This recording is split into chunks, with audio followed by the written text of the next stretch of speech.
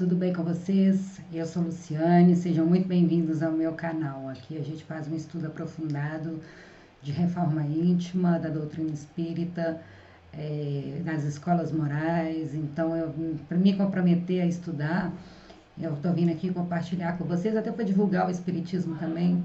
Eu venho aqui e gravo 2 vídeos por dia para vocês. Um de um texto de cunho moral, de reforma íntima, fundamental, necessário para que a gente faça. Eu acho que no atual momento da humanidade está todo mundo sendo muito pedido para isso. E o outro, aprofundando na doutrina espírita, para que a gente tenha um pouquinho de conhecimento. Hoje em dia está tudo tão superficial, então é preciso pegar livros e estudar. A gente vê videozinhos de 15 segundos no TikTok, no Instagram, e já se acha especialista, assiste um filme, por exemplo, o filme Nosso Lar, excelente, ótimo para ser apresentado para a doutrina, mas ele tem muita coisa que tem no livro que não tem no filme, e tem coisa que tem no filme que não tem no livro. Então a gente precisa pegar os livros e se aprofundar e estudar. Então por isso eu estou vindo aqui compartilhar com vocês, para ajudar a divulgar essa doutrina, que eu acho muito lúcida, é uma fé raciocinada, que traz para a gente a responsabilidade da nossa própria felicidade e esclarece muitas coisas do mundo espiritual. Então, aqui eu vou estar lendo para vocês hoje o livro Mediunidade, Estudo e Prática da FEB. Eu estou dividindo o texto, o módulo sobre a prece em 3 partes, essa aqui é a última parte, a prece na reunião mediúnica. O Espiritismo aconselha o hábito da prece em todas as reuniões, não somente nas mediúnicas, porque a prece a gente harmoniza antes. Antes de gravar os vídeos aqui, eu sempre faço uma prece, eu peço a ajuda dos meus amigos espirituais, consagro esse vídeo a Deus. Tudo que a gente for fazer, coisa boa, algum desafio, vai lá e pede a ajuda dos amigos espirituais antes.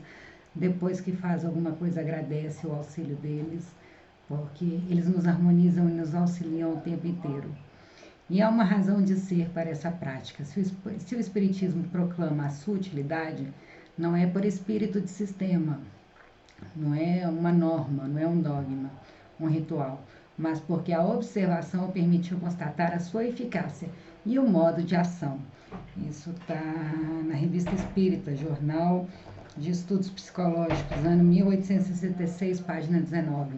Então, quando a gente faz uma prece antes, a gente se harmoniza, a gente se equilibra e pensando mais serenamente, pensando com mais calma, a gente tem faz melhores escolhas, tem decisões melhores, a gente se permite ser intuído pelos amigos espirituais.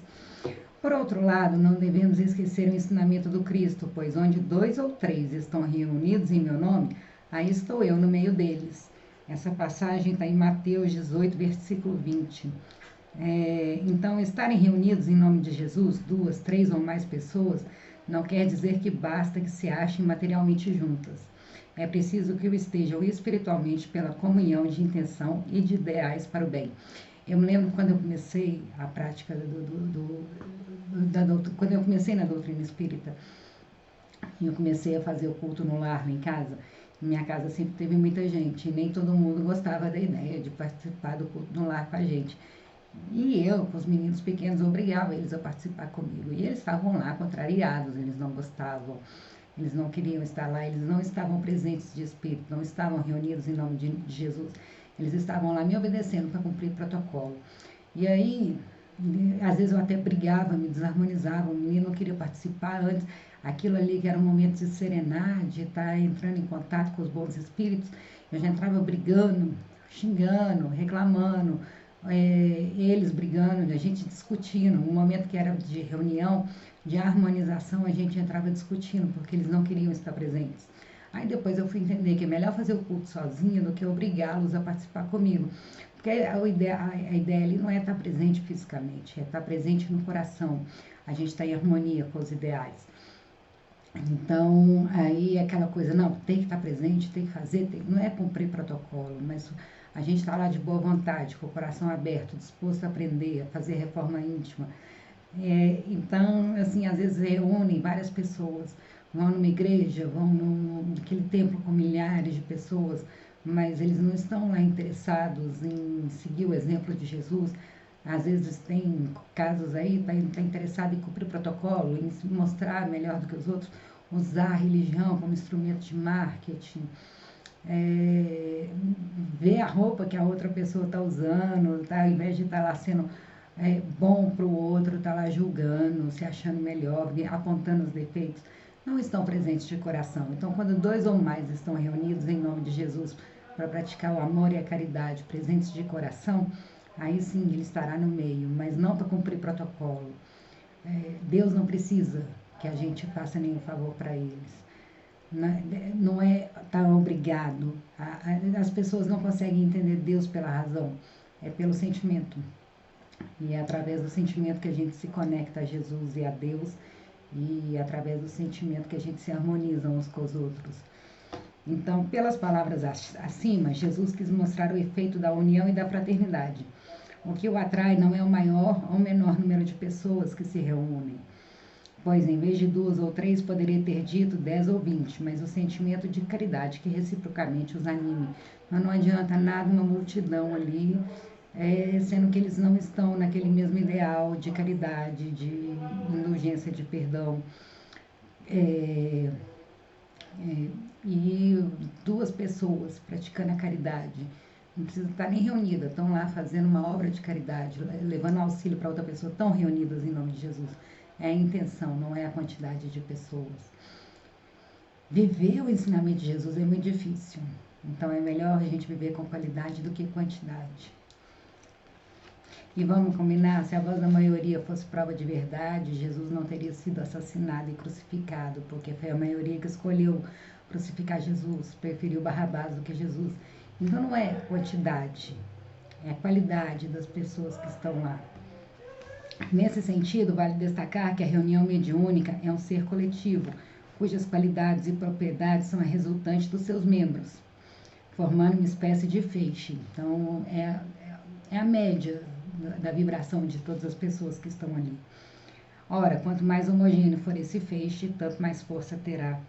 Está aí o livro dos médiuns. Então, se todo mundo estiver vibrando numa harmonia semelhante, mais força terá. Agora, se um está lá muito elevado e o outro está lá embaixo, vibrando na raiva, na inveja, aquele ali está parecendo mais do que eu, aquele ali está se destacando. Chico Xavier, as pessoas tinham inveja dele quando ele estava sentado na mesa e tentavam diminuir.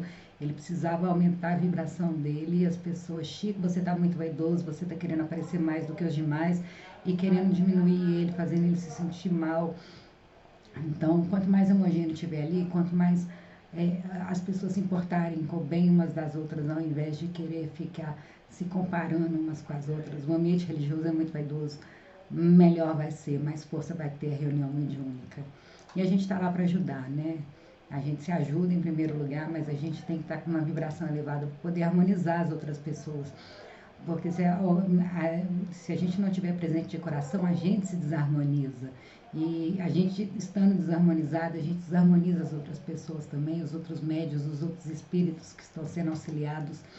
Então a gente tem que manter a nossa harmonia, a nossa serenidade. E a prece ajuda a gente a se reequilibrar antes. Ai. Por outro lado, a prece beneficia o entendimento dos espíritos que sofrem e dos que fazem sofrer, bem como os obsessores. A prece também harmoniza eles. A gente harmonizado, a gente consegue harmonizar as outras pessoas ao nosso redor. A gente desequilibrado, a gente desequilibra as outras pessoas. Se nós não nos equilibrarmos, o desequilíbrio dos outros nos desequilibram. Aí estar na Terra é muito difícil. E a gente precisa estar mantendo vigilância o tempo inteiro, orar e vigiar. A gente tem que estar mantendo os nossos pensamentos, os nossos sentimentos o mais elevados possível para que a gente possa contribuir para o meio, ao invés de ser engolido pelo meio. Nós somos frutos do meio e o meio é fruto da gente, é retroalimentado. Então, para que a gente possa levar um pouquinho de harmonia para o meio, primeiro a gente tem que estar sereno internamente. Então, às vezes, o diálogo com determinados espíritos é muito penoso, sobretudo quando se encontram presos a ideias fixas ou acontecimentos que lhe produziram graves traumas, como é a situação comum dos suicidas. O suicida, ele fica preso naquele momento do ato, quando ele morreu. Ele revive o ato por anos, por décadas, uma atrás da outra. Ele fica preso naquele instante. Então, quando ele chega lá, ele chega completamente desequilibrado, não existe harmonia nenhuma. Então, é preciso, a prece ajuda ele a se equilibrar, a se harmonizar. Não é porque ele é ruim, mas é porque ele está num estado de desequilíbrio intenso. Então, a prece é uma caridade que a gente faz para eles. E aqueles espíritos também que estão muito presos na raiva, na vingança, a prece ajuda a serená-lo. É um bálsamo, é um remédio para a alma.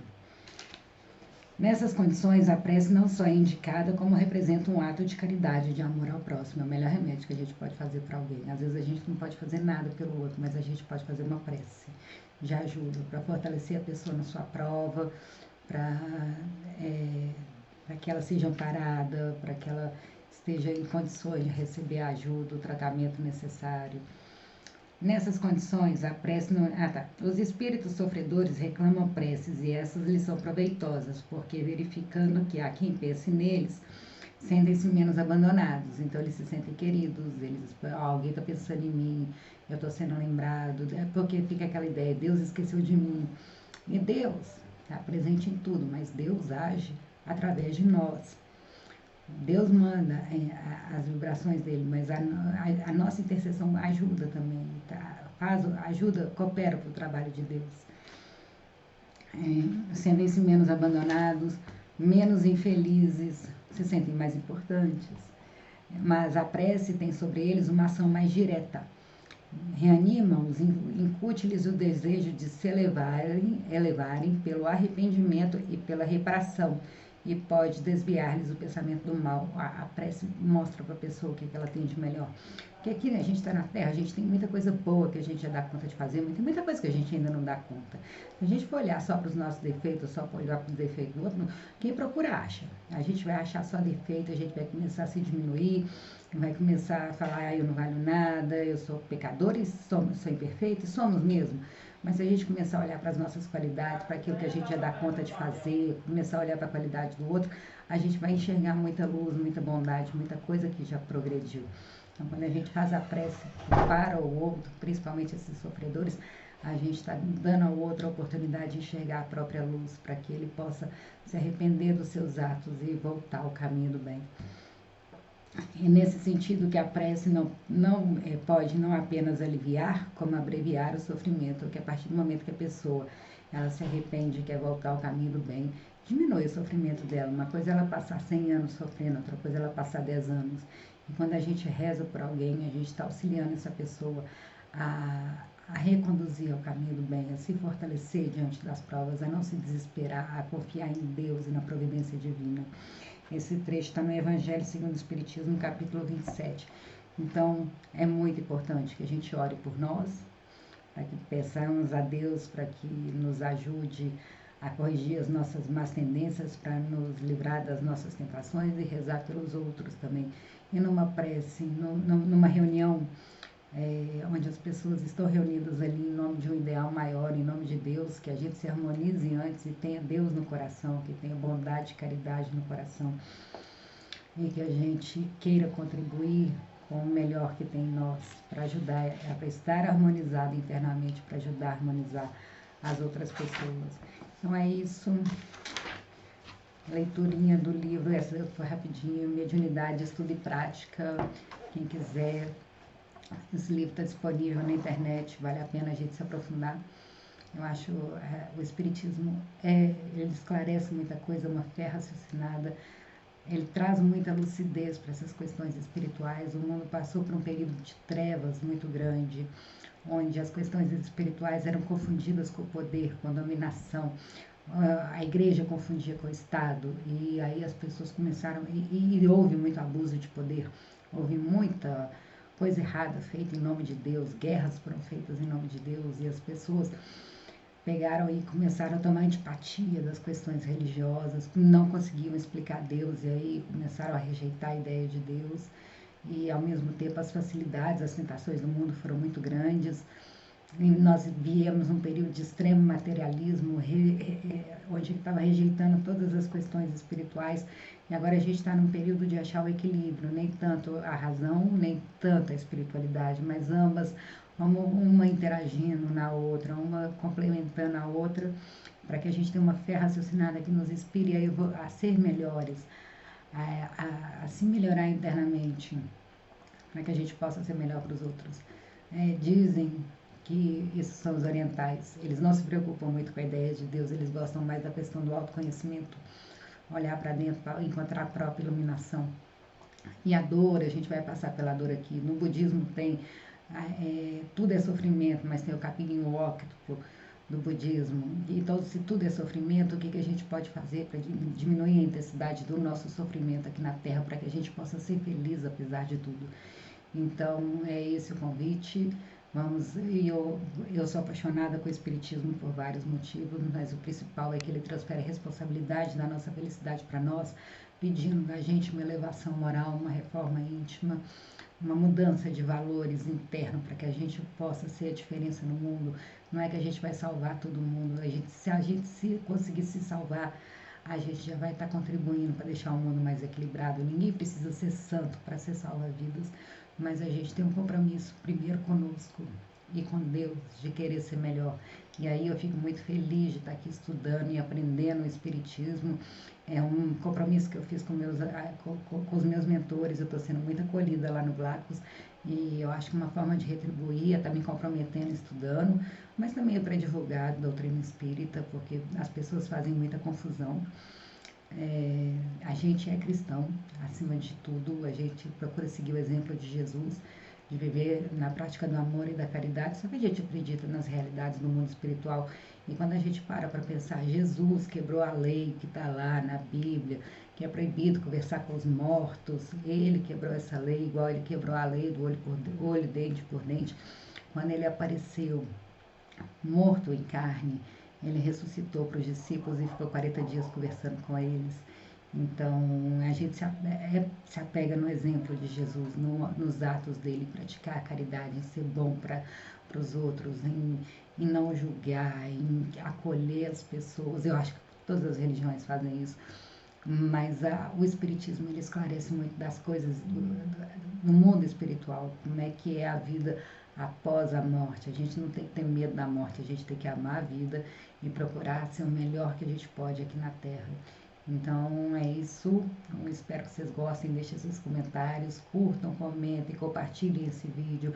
Vamos divulgar a doutrina espírita, ela é um alívio para as pessoas, saber que a morte não separa as pessoas para sempre, mas que elas vão até logo, e nos dá uma resignação para a gente passar pelas provas da vida, ajuda a gente a ter entendimento por que tem tanta desigualdade, por que tem tanta injustiça, por que pessoas boas passam por coisas ruins.